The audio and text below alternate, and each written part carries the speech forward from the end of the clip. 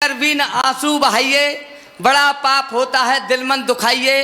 खुशहाल रहने का एक ही है मूल मंत्र, सुबह शाम हंसिए सबको हंसाइए। मानसिक वेदनाएं बीमारियों की जड़, हष्ट पुष्ट रहना तो खूब खिलखिलाइए।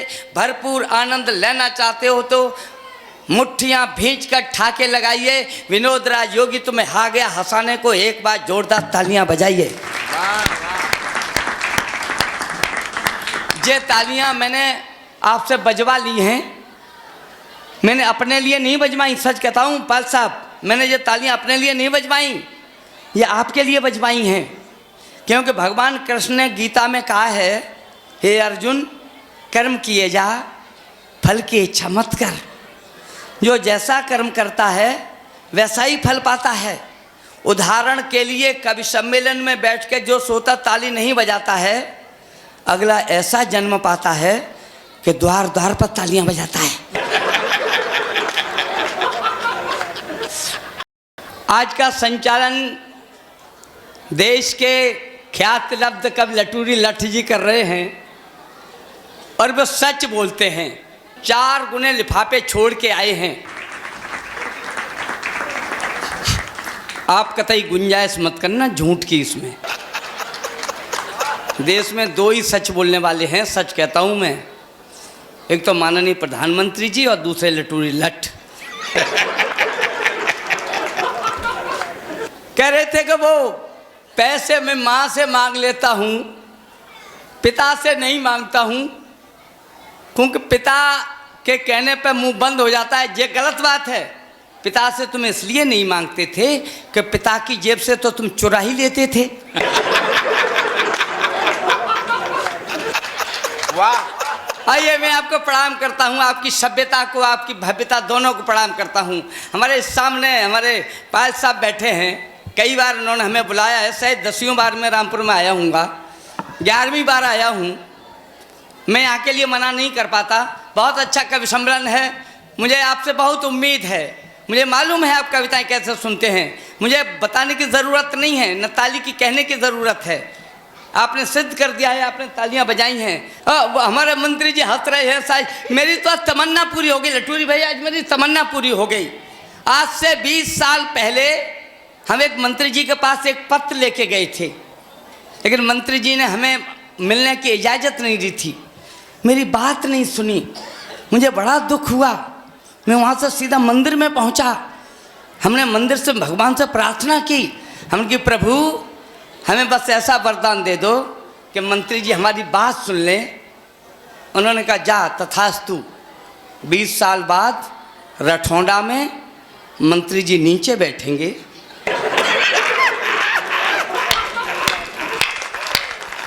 और केवल मंत्री जी नहीं, जिला पंचायत अध्यक्ष जी सब तेरी बकवास सुनेंगे। आइए मंत्री जी के लिए ताली बजा दीजिए। मैं शुरू करता हूँ, सुने। स्वागत भैया, जिंदाबाद। आनंद लेना। मैं थोड़ी कविताएं पढ़ता हूँ, अगर बात आपको अच्छी लगे, आप तक पहुँच जाए तो पंक्तियाँ उठा लेना। साहब पाल साहब आपको सुपुर्द करता हूँ। एक आदमी ने अपना गधा मारा, सुने मैं मूड में आ रहा हूँ साहब। एक आदमी ने अपना गधा मारा, वह स्वर्ग सिधारा। यमराज ने कहा तूने बहुत दुख सहा, अब सुख दिलाई देता हूँ, तुझे आदमी बनाई देता हूँ। तो गधा रोता हुआ, बड़ा दुखी होता हुआ बोला, हुजूर आपने हमें बहुत सताया है, अब ज़्यादा मत सताना, मुझे आदमी किसी कीमत में मत बनाना।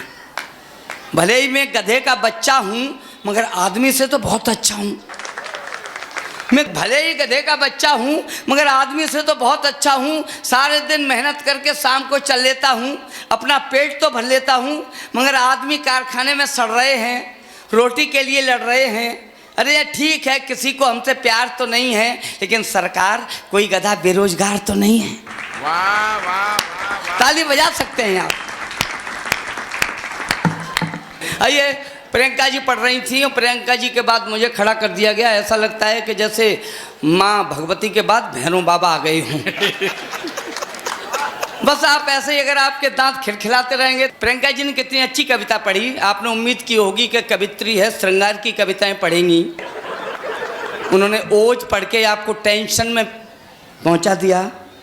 और जब कोई महिला ओज की कविता पढ़ती है तो ऐसा लगता है कि महिला पुलिस लाठीचार्ज कर रही है।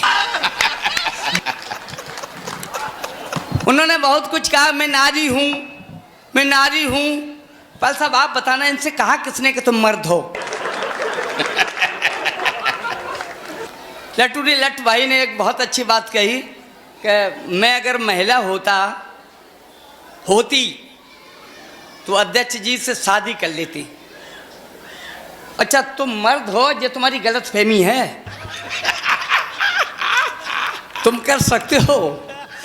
कल लटू लट जी बहुत अच्छे आदमी है, बैठ जाओ भाई साहब, कोई अच्छी जगह कहीं बैठ जाओ। पुरुषों में बैठना है तो कहीं भी बैठ जाओ।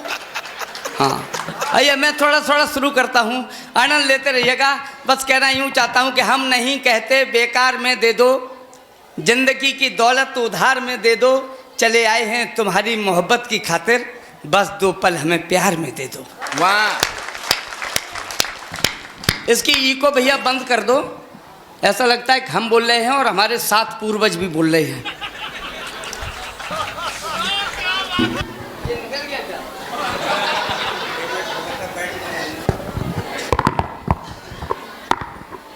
असल में क्या है कि तुम्हारा भाग्य ही खराब है। अरे इसमें तो जब घुस ही नहीं रहा।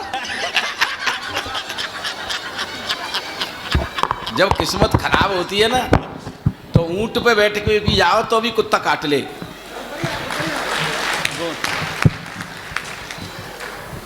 अच्छा जब सामने कसाई बैठा हो तो किस्मत तो खराब हो ही जाएगी। आइए आनंद लीजिए, पीछे तक बहुत अच्छे लोग बैठे हैं। मैं आपको यूं कहना चाहता हूं कि दीवान जी मुस्कुरा रहे हैं। दीवान जी बहुत अच्छे आदमी हैं। वो कल हमारे यहाँ एक साहब लूट हो गई, पाल साहब एक लूट हो गई एक घर में, और लुटेरे सारा सामान लूट ले गए और सवेरे ही आके वो माल वापस करने लगे। मालिक को ले साहब वो तो अपना सामान ले। मालिक ने कहा कि वो तेरा हृदय परिवर्तन हो गया क्या, तू सारा माल वापस क्यों करने चला आया? बोले वापस क्या करने चला आया, हम अपना आपका माल हमने 20,000 का लूटा और तुमने रिपोर्ट 1 लाख की लिखा दी। अब पुलिस 50% कमीशन मांग रही है।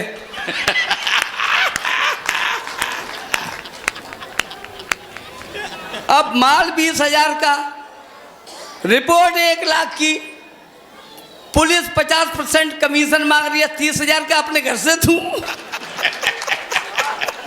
ये बहुत अच्छे लोग होते हैं पुलिस वाले, सच कहता हूँ। यहाँ पुलिस नहीं होती, अच्छा बिना पुलिस के हमारा काम भी नहीं चलता। वो एक सड़क पर एक कुत्ता मर गया साहब, उसकी आवारा लाश कई रोज से पड़ी थी, लोगों की खाट खड़ी थी, उसमें तीखी बू आ रही थी, जनता बहुत कष्ट उठा रही थी। तमाम मेहनतों के बाद एसडीएम साहब ने 2 सुरक्षाकर्मी जुटाए थे। बेचारे पुलिस वाले मरे हुए कुत्ते को कंधों पर उठाए थे। बेचारे उठा लेना, बेचारे पुलिस वाले मरे हुए कुत्ते को कंधों पर उठाए थे।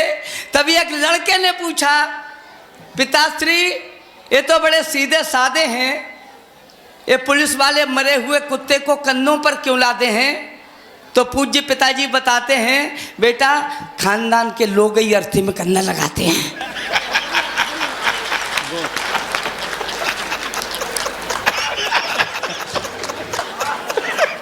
समझदार लोग हैं, मैं समझ गया बात, इशारे से आप समझ सकते हैं। तो सरदार जी आप भी कुछ, हाँ थोड़ा सा हंस लीजिए। हाँ मुझे पता है प्रियंका जी ने जो पढ़ा है उसमें उसका टेंशन आपके दिमाग में अभी गूंज रहा है। आप घर से मन बना के आए थे कि आनंद लेंगे, लेकिन चीख कर चिल्ला कर लोगों में इतना टेंशन भर दिया जाता है। अच्छा मैं टेंशन नहीं दूंगा आपको, हम तो आपका हंसने के लिए आए हैं, मस्ती की बातें करेंगे। हम मस्ती की बातें करने में कहीं क्यों होता। वो मेरा एक लड़का है और बच्चे जहाँ नहीं होते वहाँ अच्छा नहीं लगता पाल साहब, और जब बच्चे काम बिगाड़ देते हैं तो हम हल्का सा झाड़ देते हैं। एक दिन उसने मेरा चश्मा तोड़ दिया तो हमने उसका हल्का सा झंझोड़ दिया। हमने कहा गधा कहीं के। तो लड़का तपाक से बोला, पिताश्री तहजीब से रहा करो, हमें गधा नहीं गधे का बच्चा कहा करो।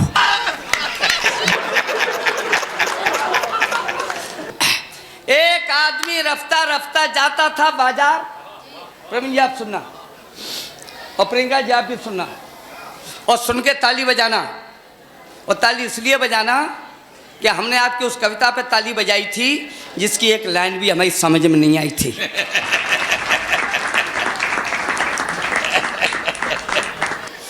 एक आदमी रफ्ता रफ्ता, आनंद लेना साहब, लट्टू भाई मैं आपको स्वागत भैया। एक आदमी, आपने वो पत्नी को बहुत प्रताड़ित किया है, पत्नी के ऊपर कविताएं ऐसे मत पढ़ा करो। पत्नी घर में रोटियां देती है, पत्नी अगर रोटी नहीं दे तो आपकी जुबान बंद हो जाएगी, है ना।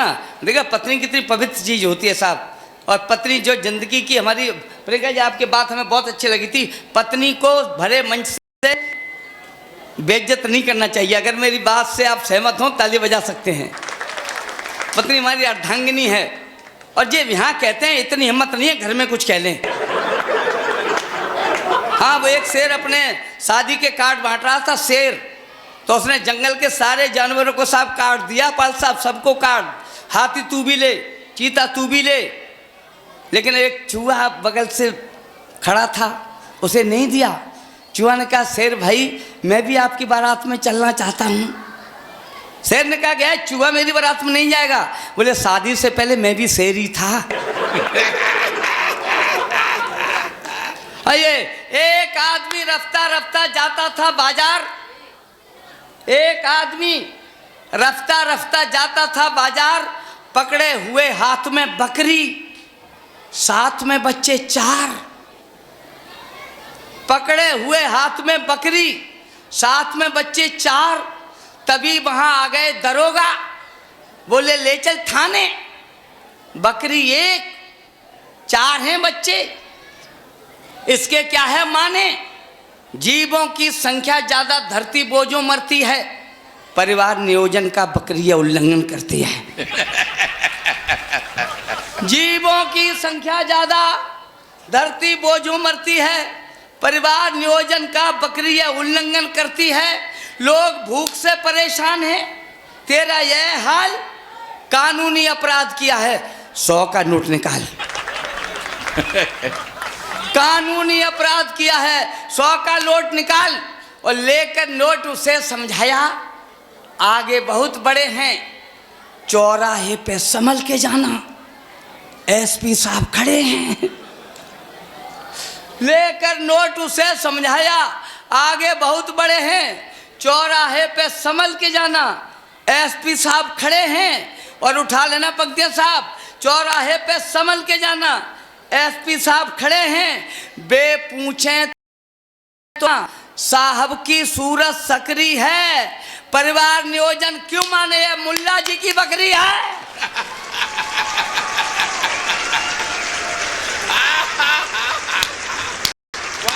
आप इतने हल्के में सुनेंगे तो मैं बैठ जाऊंगा, मैं इतना हल्के मालूम कविता नहीं पढ़ता हूँ। वाह वाह वाह वाह, परिवार नियोजन क्यों माने। आप बस हमारे साथ आनंद लेते रहिएगा। अगर आप आनंद लेते रहेंगे, इस देश की स्थितियां कहाँ तक गुजार करूँ साहब। वो परसों हमारे उसमें एक परिषदी विद्यालय है साहब, पाल साहब, हमारे पड़ोस में, वो परिषदी विद्यालय में एक इंस्पेक्टर आ गया। और जब इंस्पेक्टर आ गया तो वो कक्षा 3 के क्लास में प्रवेश कर गया। कक्षा 3 के क्लास में जैसे ही गया, उसने एक लड़के से पूछ लिया, बोले बेटा ये बताओ एक बाइक पर कितने लोग बैठ सकते हैं। तो उस लड़के ने कहा सर 2 बैठ सकते हैं। तब एक दूसरे लड़के ने हाथ उठाया, सर 7 बैठ सकते हैं। इंस्पेक्टर को बड़ा टेंशन, बोले 7 बैठ सकते हैं, 7 कैसे बैठ जाएंगे। बोला सर बाइक पे पीछे एक छक्का बिठाओ और आप चलाओ, 7 बैठ जाएंगे। तभी दूसरे लड़के ने उसमें धक्का दिया, ए बेवकूफ 13 बैठ सकते हैं। बोले 13 कैसे बैठ जाएंगे, 13 बैठ सकते हैं। बोले 13 कैसे बैठ जाएंगे। कब बोले सर एक छक्का बिठाओ और आप भी बैठ जाओ और हम पे चलवाओ। इंस्पेक्टर बोले इस लड़के कौन, किसने क्लास में बैठा दिया, इसका नाम काटो। लड़का बोला सर आप हमारा नाम काट ही नहीं सकते। बोले क्यों नहीं काट सकता। बोला मैं इस स्कूल में पढ़ता ही नहीं। बोले स्कूल में नहीं पढ़ते तो क्या करने आए। बोले सर मैं तो यहाँ पड़ोस में अपनी गाय चराता हूँ। कल गुरुजी गए थे हमारे पास, बोले कि बेटा कल इंस्पेक्टर आएंगे, स्कूल में बच्चे हैं नहीं और मिड डे मील में 300 लिखे हैं। स्कूल में बच्चे नहीं हैं, मिड डे मील में 300 लिखे हैं, तो तू कल आ जाना, इंस्पेक्टर साहब आएंगे, बैठ जाना। तो मैं तो आके बैठ गया। इंस्पेक्टर को और ज़्यादा टेंशन, उसने टीचर को लताड़ा, अरे अरे कैसे अध्यापक हो तुम, नकली बच्चे रखते हो, तुम्हें सस्पेंड किया जाएगा। बोले सर आप हमें सस्पेंड कर ही नहीं सकते। बोले सस्पेंड क्यों नहीं कर सकता? बोले कि मैं इस स्कूल में टीचर हूँ ही नहीं। बोले टीचर नहीं हो तो यहाँ क्या करने आए? बोले सर टीचर मेरा बड़ा भाई है, वह भाभी को लेने ससुराल में गया है और मुझसे कह गया है कि कल इंस्पेक्टर आएगा, तू जाके स्कूल में खड़ा हो जाना। तो मैं तो खड़ा हो गया। अब उसे हेडमास्टर को बड़ा, हेडमास्टर पर बहुत क्रोध आया। वो सीधा हेडमास्टर के कक्ष में पहुंचा। बोले ए हेडमास्टर, कैसे हेडमास्टर हो, कैसा विद्यालय चलाते हो, नकली बच्चे, नकली अध्यापक। हेडमास्टर बोले सर गुस्सा नहीं, आराम से बैठो, मैं हेडमास्टर नहीं हूँ। हेडमास्टर मेरे पिताश्री हैं जो तारीख करने इलाहाबाद गए हैं और मुझसे कह गए हैं कि कल इंस्पेक्टर आएगा, तू जे ले 10,000 की गड्डी और उस 10,000 की गड्डी उसे दे देना। इंस्पेक्टर कुछ नहीं कहेगा, चुपचाप चला जाएगा। सो हुजूर जे लीजिए। इंस्पेक्टर ने वो 10,000 की गड्डी ली और बोला हे बेवकूफ़ हेडमास्टर, वो तो मैं हूँ कि माने जाता हूँ, अगर असली इंस्पेक्टर आ जाता तो। वाह वाह वाह वाह वाह वाह वाह। साहब ये स्थितियां हैं देश की। हाँ कहाँ से कहें, वो लटूरी लठ जी है ना, लटूरी लठ जी बहुत अच्छे आदमी हैं। लटूरी लठ जी एक दिन बीमार पड़ गए साहब, और जैसे ही बीमार पड़े तो इमराज जी इनके घर आ गए। इमराज जी ने कहा ए जी किसका घर है, लटूरी लठ जी का है क्या? बोले लटूरी लठ जी निकल के आए, बोले हाँ जी मेरा ही है। बोले कि चलो यमराज ने बुलाया है, ये लिस्ट है, सबसे ऊपर आपका नाम लिखा है लटूरी लठ। लटूरी लठ ने कहा कि हम दुनिया को बेवकूफ़ बनाते हैं और ये यमराज आज हमें बेवकूफ़ बना रहा है। उससे कहा कि है यमराज जी मैं चलता हूँ, थोड़ा सा आराम कर लूँ, थोड़ा सा तुम भी आराम कर लो, चाय पी लो।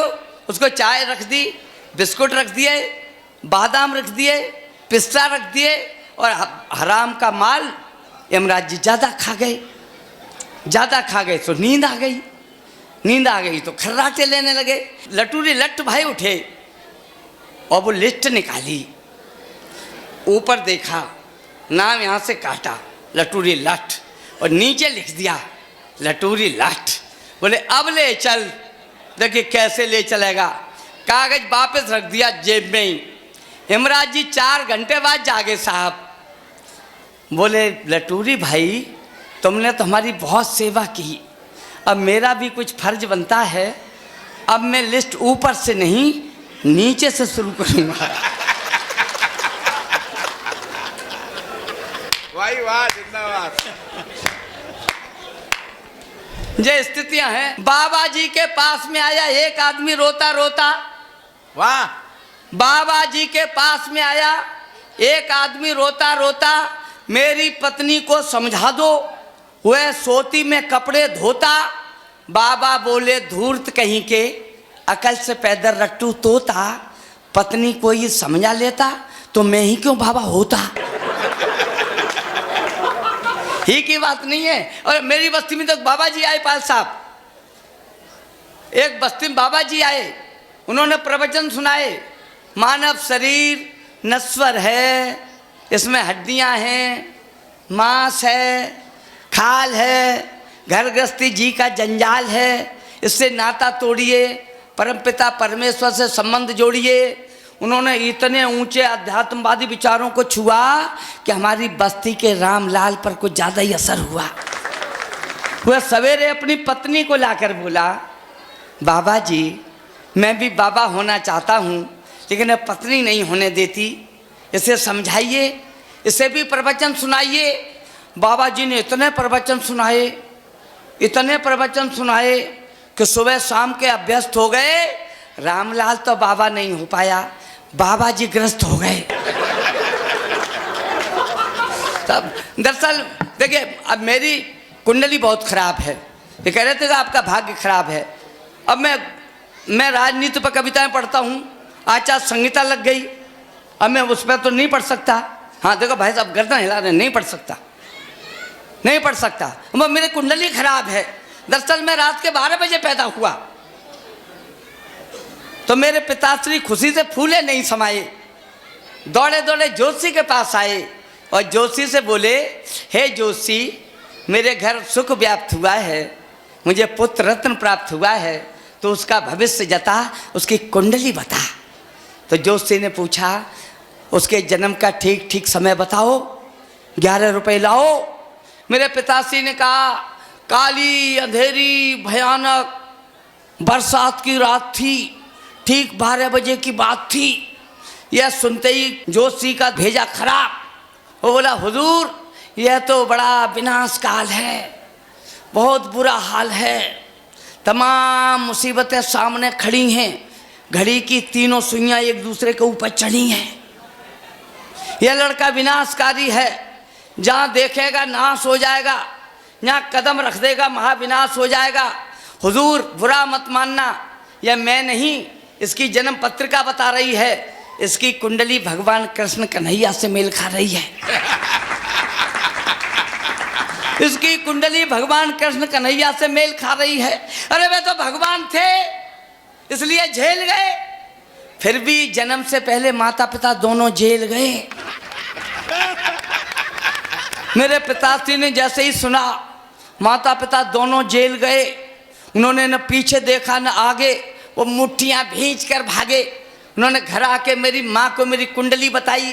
मेरी माँ जोर से चिल्लाई, इस लड़के को अभी मार डालो। वह बेतहासा चीख रही थी, उसे अपने आगे जेल दिख रही थी, उसे अपने आगे जेल दिख रही थी। उसे हथकड़ी और बेड़ियों का डर था। मेरा मामा उस दिन मेरे ही घर था।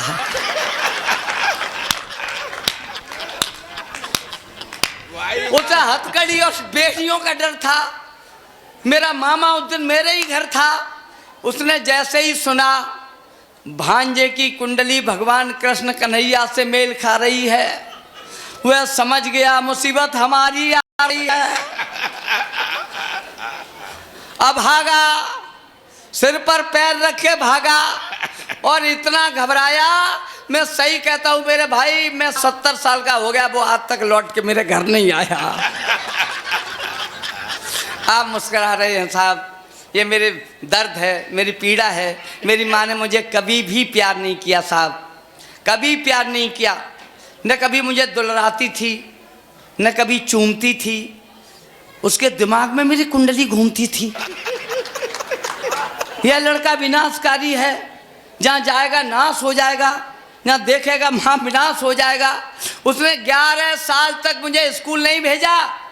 जब आप जैसे आदरणीय माननीय पाल साहब जैसे लोगों ने समझाया, लड़का 11 साल का हो गया, सर्व शिक्षा अभियान चल रहा है, लड़का आपका घर में बैठा है, तब उसने सारे देवता मनाए, शंकर जी, विष्णु जी, पार्वती जी, गणेश जी, हनुमान जी, यहाँ तक के शनिश्चर देवता भी मना डाले। एक ही दिन में 11 पैकेट अगरबत्ती के चढ़ा डाले। तब मेरे पिताश्री के साथ मुझे स्कूल भेजा साहब। मेरे पिताश्री भी मन में डर रहे, उनके मन में भय, शंका, द्वंद्व। और जैसे ही मैं स्कूल पहुंचा, हेडमास्टर मर गए, स्कूल 13 दिन के लिए बंद। ठीक ही बात नहीं है, मेरी कुंडली का असर है, सच कहता हूँ मेरी कुंडली का असर है। और मेरी कुंडली का इतना असर था आदरणीय चेयरमैन साहब कि मैं जो इसको गुरुजी मुझे जो पढ़ाते थे वो मेरी समझ में नहीं आता था, और मैं जो बताता था वो गुरुजी के समझ में नहीं आता था। ऐसा कोई पीरियड नहीं जाता था जिसमें अध्यापक हमें मार नहीं लगाता था। और जैसे ही कक्षा में आते थे गुरु, हम पिटना शुरू। एक दिन मैंने अपनी माँ से कहा, मैंने कि माँ हम फांसी लगाएंगे लेकिन स्कूल नहीं जाएंगे। हम सारी रात रटते हैं, और जैसे ही स्कूल जाते हैं हम सब भूल जाते हैं। मेरी माँ ने मुझसे कहा, बेटा न तेरे दिमाग की कोई कमी है न कसर है, दरअसल तेरे ऊपर तेरे बाप का असर है। न तेरे दिमाग में कोई कमी है न कसर है, दरअसल तेरे ऊपर तेरे बाप का असर है। उन्होंने बड़ी मुश्किल से यह शब्द कहे थे, तेरे जन्म से पहले तेरे पिताश्री 3 महीने तक पागल खाने में रहे थे। अरे मुझे जैसे ही पता लगा मुझे बड़ा क्रोध आया। हमने सवेरे ही थैला उठाया, मैं सीधा स्कूल आया। गुरुजी ने हमसे पूछा 4 और 4, हमने कहा 10। फिर क्या था, बस गुरुजी ने उठाया डंडा, हमने डंडा पकड़ लिया, मैं गुरुजी पर अकड़ लिया। हमने कहा गुरुजी अब नहीं पिटेंगे। क्यों पिटें, कहाँ का न्याय है और कैसा सितम, पागल खाने में रहे पिताजी और पिटे हम। जैसा हमारा दर्द है, सच कहता हूँ मेरे गुरुजी मुझे इतना